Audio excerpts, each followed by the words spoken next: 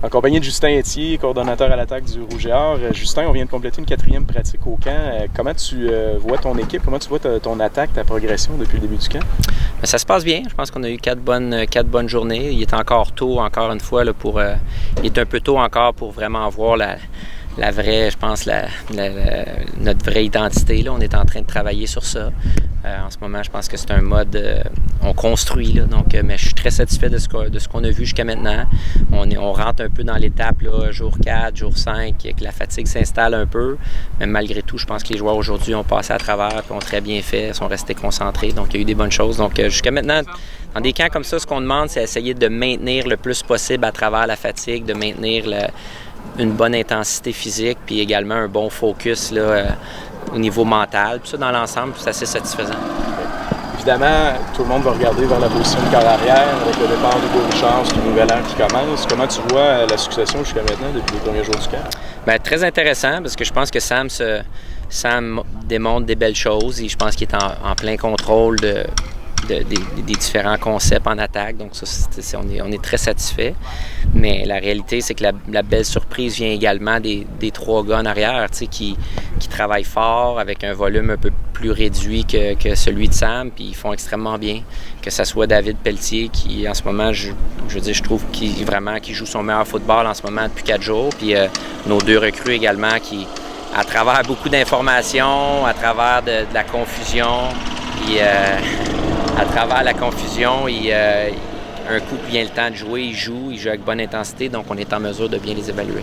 Évidemment, on a la chance d'avoir une ligne à l'attaque expérimentée, entre autres 3 gars en Canadien l'an passé de retour. C'est évidemment un plus pour tes corps arrière qui vont prendre la porte. Certainement énormément de potentiel. On se fait déranger par énormément de... Bon, c'est des beaux clowns. Énormément de... Je ne sais pas comment vous voulez faire ça, là, si vous allez couper ou... énormément de potentiel sur la ligne à l'attaque, certainement. Encore une fois, tout est approuvé. Encore une fois, moi, je ne vis pas dans le passé, donc... les All-Canadiens de l'année passée, ce que je souhaite, c'est d'avoir des All-Canadiens cette année. Puis, je veux dire, la réalité, on a tout pour réussir, mais maintenant, il va falloir le faire.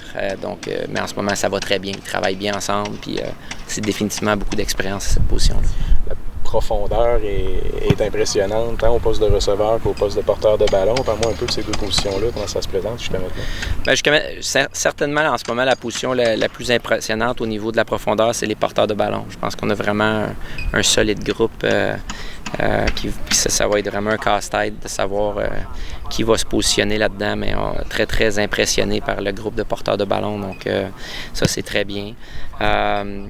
Mais aussi également la ligne à l'attaque. On est choyé en ce moment, donc on a une bonne situation, mais encore une fois, il faut faire une chimie avec tout ça.